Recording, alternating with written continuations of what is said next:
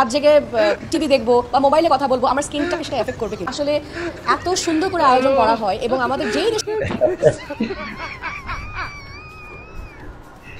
বেহায়া নর্তকী কি হয়ে গেছে, স্ক্যান বিশেষজ্ঞ হয়ে গেছে। রাত্রি জেগে মোবাইল টিপলে স্ক্যানে এফেক্ট পড়ে, অতিরিক্ত হারে মোবাইল টিপলে স্ক্যানে এফেক্ট পড়ে। এখন কথা হচ্ছে যে অতিরিক্ত মেকআপ করলে যে স্ক্যানে এফেক্ট পড়ে সেটার এই নর্তকী ধরুন নটি জানে না।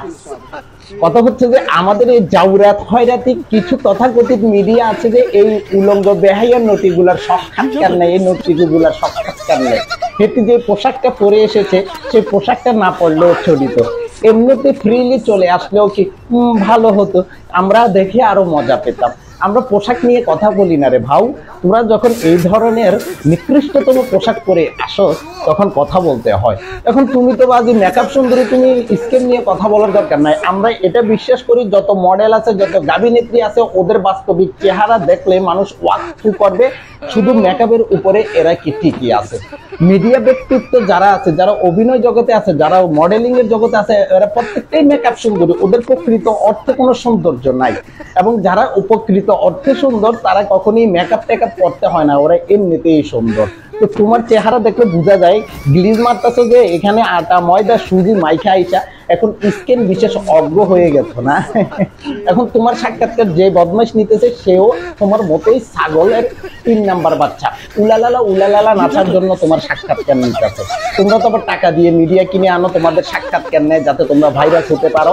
এবং এই তথাকথিত যাওরা কিছু খয়রাতি মিডিয়া টাইপের মিডিয়া আছে, ফেসবুক পেজে ইউটিউবের চ্যানেল খুলে বসে আছে, এরা তোমাদেরকে শিখাই দেয় এই পুষ্টিকর তাহলে ভাইরাস হয়ে যাইতে পারবি।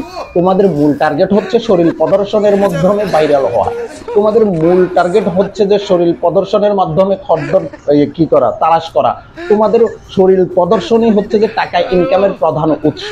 তোমরা এটা বিশ্বাস করো যে যদি তোমরা টাকা শরীর দেখাইতে পারো তাহলে আরবের শেখ ট্যাগেরা তোমাদেরকে কি করবে, রাত্রে ইনভাইট করে খাটটাট কাঁপানোর জন্য প্রস্তাব দিবে, তোমরা যাবা, ওইখানে আইফোনও যাবা। তোমরা এটাই বিশ্বাস করো কক্সবাজার গেলে আইফোন পাওয়া যায় যদি খাট কাঁপানো যায়। তোমরা খদ্দর তালাশের জন্যই মডেলিং এর জগতে আসো। প্রকৃত অর্থে মডেলিং এ কোনো সুস্থ মস্তিষ্কের মানুষের যাইতে পারে না।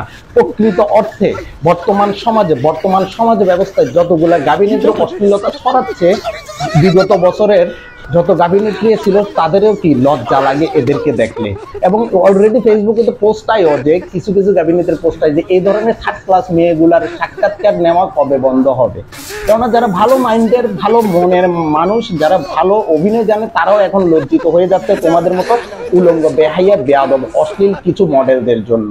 এবং জাতীয় পর্যায়ের মিডিয়াগুলোও এখন বিশাল কনফিউশনে আছে, আসলে আমরাই কি মিডিয়ার লোক নাকি এই তথাকথিত জাউরা খয়রাতি মিডিয়াগুলো মিডিয়ার লোক। এখন সর্বপর্যায়ে সবাই কনফিউশনে পড়ে গেছে তোমাদের মতো নটিদের জন্য।